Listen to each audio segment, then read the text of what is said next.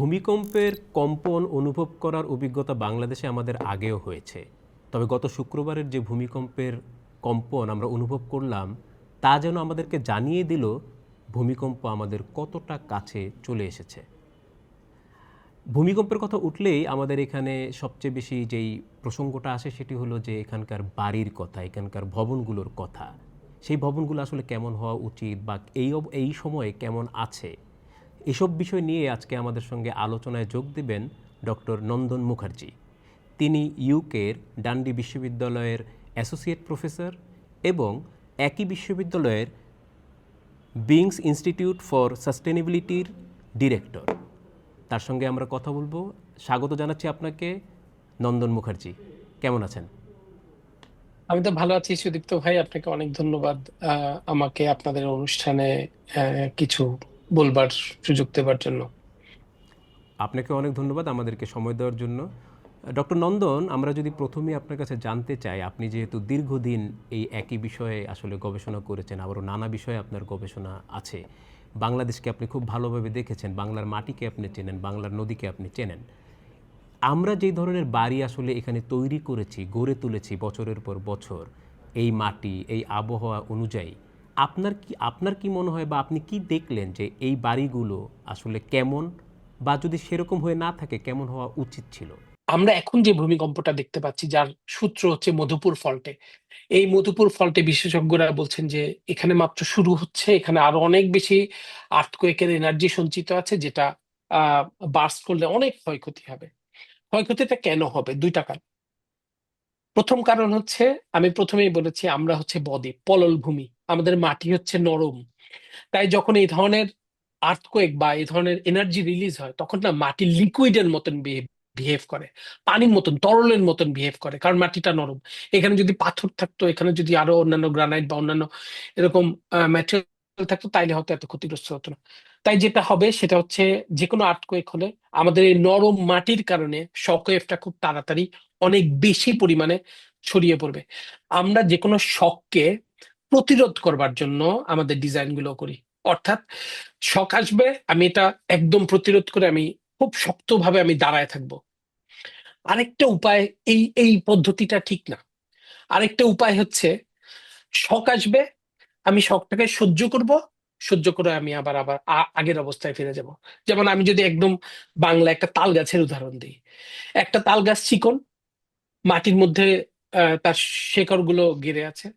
হঠাৎ করে যখন একটা বাতাস আসে, সে করে কি, সে এদিকে যায়, ওইদিকে যায়, নুয়ে যায়, কিন্তু আবার সে আগের জায়গায় দাঁড়িয়ে যায়। এইটাকে ইঞ্জিনিয়ারিং এর ভাষায় আমরা বলি ডাক্টিলিটি। অর্থাৎ একটা ম্যাটেরিয়াল কত ফ্লেক্সিবল, কত ফ্লেক্সিবিলি এটা হ্যান্ডেল করতে পারে। এখনকার যে বিল্ডিং গুলো করা হচ্ছে, এগুলোর ফ্লেক্সিবিলিটি খুব কম। এগুলো বিম এবং কলাম দিয়ে এমন ভাবে কনফাইন করা, এবং এত শক্ত রিজিড হয়ে থাকার জন্য, যেগুলো যখন হঠাৎ করে এরকম প্রকৃতির অনেক বেশি শক্তির এক্সপোজড হয়, এগুলো কিন্তু ভেঙে পড়ার সম্ভাবনা থাকে। অর্থাৎ এগুলোতে ফাটল ধরে যায়, এগুলো ভেঙে যাওয়ার সম্ভাবনা থাকে। তাই আপনার প্রথম প্রশ্নের উত্তরটা হচ্ছে, আমাদের কি ধরনের স্ট্রাকচার বানানো দরকার ছিল?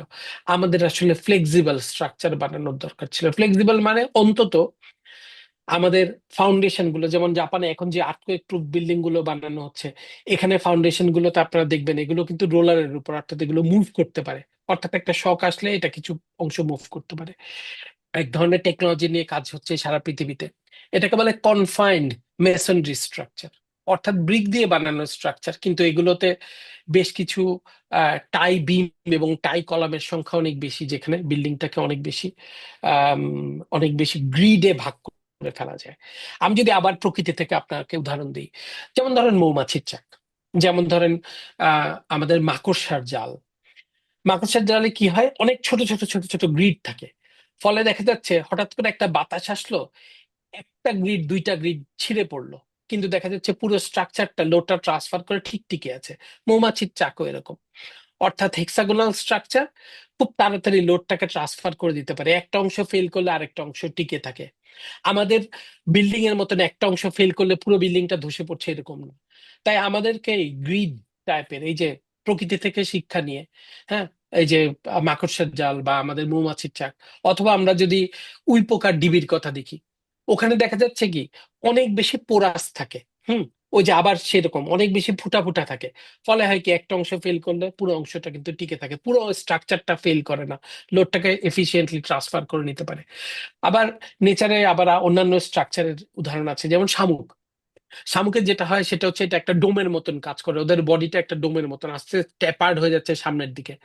দেখা যাচ্ছে এই ধরনের আর্থকোয়েক রেজিলিয়েন্ট স্ট্রাকচারে আমাদের টিপিক্যাল বিম কলাম স্ট্রাকচার যত ভালো কাজ করে তার থেকে অনেক ভালো কাজ করে ডোমের টাইপের, গোল টাইপের স্ট্রাকচার গুলো অনেক ভালো কাজ করে। এই টেকনোলজি গুলো আমাদের আস্তে আস্তে করে আমাদের নিয়ে আসতে হবে। দেখেন এই কাজগুলো কিন্তু খুব কঠিন কোনো কাজ না। আপনাদেরকে যদি আমি মনে করিয়ে দিই, বাংলাদেশে কয়েক বছর আগে আমাদের বিল্ডিং কোডে অ্যাড করা হলো যে আমাদের নতুন বাড়ি করতে গেলে উপরে সোলার প্যানেল লাগাতে হবে, কিছু অংশ সোলার দিয়ে সোলার প্যানেল লাগাতে হবে। দেখেন সমস্ত নতুন বাড়ি কিন্তু এখন বাধ্য যে শহর অঞ্চলে যে বাড়িগুলো হচ্ছে উপরে সোলার প্যানেল লাগাতে হচ্ছে, হুম হুম। It's a necessity. ঠিক তেমনি আপনি যদি কোটি টাকা দিয়ে বাড়ি করেন, এই বাড়ির মধ্যে কিছু পরিমাণ আর্থকোয়েক রেজিস্ট করবার মতন কিছু অ্যাডিশনাল স্ট্রাকচারাল কনফিগারেশন এখানে থাকতে হবে। এটা যদি আমাদের বিল্ডিং কোডে অ্যাড করে দেওয়া হয় হুম হুম। তাহলে কিন্তু আমরা অনেক মানুষের মৃত্যুর ঝুঁকি থেকে বাঁচতে পারবো। আমরা এখন প্রতিনিয়ত বলছি যে আমাদের পুরান ঢাকা প্রচন্ড ঝুঁকিতে আছে, এটা তো আমরা গত 15 বছর ধরে শুনছি।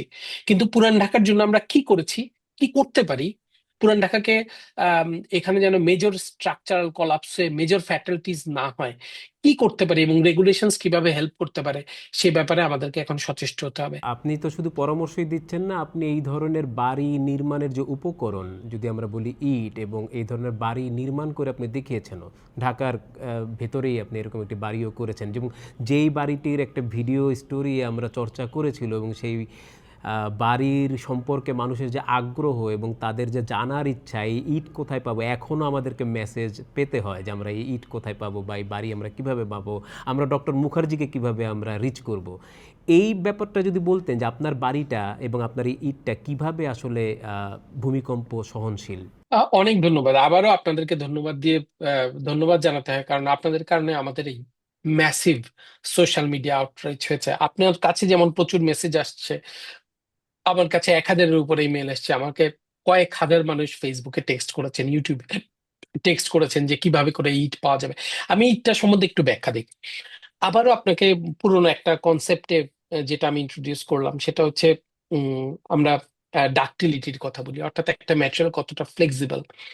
আমরা যখন পুরানো ইট বা কনক্রিট ব্যবহার করি এটা অনেক শক্ত, কিন্তু যেটা হয় সেটা হচ্ছে এটা কোনো অতিরিক্ত লোড পড়লে এটা ফেটে যায়, এটা ভেঙে যায়। অর্থাৎ এটা শকটাকে আহ সহ্য করবার ক্ষমতা কম, এটা ফ্লেক্সিবল না।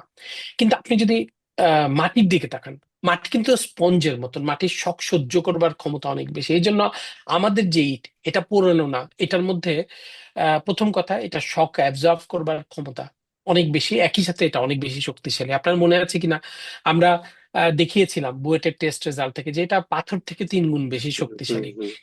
তাই এটা বেটার শক অ্যাবজর্ব করতে পারে, এবং সব থেকে বড় কথা শুধু বেটার শক অ্যাবজর্ব করতে পারে এটার কম্প্রেসিভ স্ট্রেংথের জন্য না, এটা ডাক্টাল প্রপার্টির কারণেও, অর্থাৎ এটা অনেক বেশি ফ্লেক্সিবল। আপনাদেরকে আমি আবারও আশ্বস্ত করতে চাই আমরা নিরন্তর চেষ্টা করে যাচ্ছি সামনের বছরের মধ্যে যেন এটা বাংলাদেশে কমার্শিয়ালি এই ব্রিকটা আমরা লঞ্চ করতে পারি। আমরা এই জন্য উদ্যোক্তা তৈরির জন্য কাজ করছি।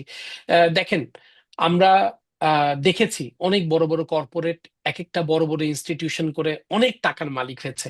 রাইট। আমরা তো বিশ্ববিদ্যালয়, আমাদের এই ধরনের কোনো আগ্রহ, অবশ্যই ব্যবসা হবে কিন্তু সেই ক্ষেত্রে একক ব্যবসা করে লাভ করার থেকে আমরা বাংলাদেশের মানুষের ক্যাপাসিটি বিল্ড করবার ব্যাপারে বেশি নজর দিতে চাচ্ছি। এই জন্য আমাদের পরিকল্পনা হচ্ছে আগামী 5 বছরে আমরা 1,000 উদ্যোক্তা তৈরি করব যারা এই ধরনের ব্রিক তৈরি করবে, এই ধরনের নির্মাণ সামগ্রী, শুধু ব্রিক না। আপনি তো আমাদের বাড়িতে গিয়েছেন, দেখেছেন যে ওখানে আরো অনেক নির্মাণ সামগ্রী আছে, ওখানে টাইলস আছে, ওখানে টক্সিক ফ্রি পেইন্ট আছে, ওখানে পানির সলিউশন দেওয়া আছে, এরকম অনেক সলিউশন। এগুলো নিয়ে যেন উদ্যোক্তারা কাজ করতে পারে সেটার জন্য আমরা কাজ করছি। সেটার কার্যক্ষেত্রে আপনারা আগামী বছর অবশ্যই দেখতে পাবেন। আর এই বাড়িটার বৈশিষ্ট্য হচ্ছে আরেকটা কনসেপ্ট আপনাকে আমি একটু আগে ইন্ট্রোডিউস করেছি, সেটা হচ্ছে কনফাইন্ড মেসনরি স্ট্রাকচার। অর্থাৎ আমি যদি একটু নন টেকনিক্যাল টার্মে বলতে চাই, অর্থাৎ যে কোনো একদিকে ধরেন একটা বাড়ি যদি একটা বক্স শেপে হয়, যে কোনো একদিকে অন্তত 2টা শক্ত ওয়াল থাকতে হবে। শক্ত বলতে আমরা কি বোঝাচ্ছি, ওয়ালের থিকনেস মিনিমাম 6 ইঞ্চি থেকে 10 ইঞ্চি পর্যন্ত হতে হবে। এই যে আমাদের দেশে পার্টিশন ওয়াল দেয়, চিকন চিকন পার্টিশন ওয়াল, এই ধরনের পার্টিশন ওয়াল থাকা যাবে না। দ্বিতীয় কথা যেটা, সেটা হচ্ছে একটা বাড়িতে যে উইন্ডোর ওপেনিং গুলো, এই উইন্ডোর ওপেনিংটা কোনো একটা দেয়ালের 40% বেশি যেন কোনোভাবে না হয়। তারপরে এখানে যেটা হবে সেটা হচ্ছে অনেকগুলো টাই বিম এবং টাই কলাম এবং টাই বিম দিয়ে এই দেয়ালগুলোকে আবদ্ধ রাখতে হবে, যেন হঠাৎ করে একটা ভূমিকম্পের ঝুঁকি আসলে লোডটাকে ট্রান্সফার করা যায়। এই ধরনের কিছু স্ট্রাকচারাল প্রিন্সিপালস আছে কনফাইন্ড মেসনরি স্ট্রাকচারে। আমাদের এই বাড়িটা ময়নার থেকে উত্তরখানে যেটা করা হয়েছে, যেটা আপনারা দেখেছেন, এখানে কিন্তু আমরা ওই প্রিন্সিপালস গুলো ব্যবহার করেছি। আমরা মানুষকে অনুপ্রাণিত করতে চাই যে আপনারা যারা নতুন বিল্ডিং করবেন তারা যেন এই, প্রথম কথা শুধু ম্যাটেরিয়াল দিয়ে হবে না, আপনাকে স্ট্রাকচারাল এবং আর্কিটেকচারাল ডিজাইনেও এটা রিফ্লেকশন থাকতে হবে, যেন আপনার বাড়িটা ভূমিকম্প সহনশীল হয়। ডক্টর নন্দন, আপনাকে অনেক ধন্যবাদ। আমি জানি আপনি ভীষণ ব্যস্ততার মধ্যে আছেন, সেই ব্যস্ততার মধ্যেও আপনি আমাদেরকে সময় দিয়েছেন, সেজন্য আপনাকে আবারও আমাদের কৃতজ্ঞতা। আশা করি পরবর্তীতে আপনার সঙ্গে আমরা আবারও যুক্ত হতে পারবো। অনেক ধন্যবাদ সুদীপ্ত আপনাকে, আবার কথা হবে, ভালো থাকবেন সবাই।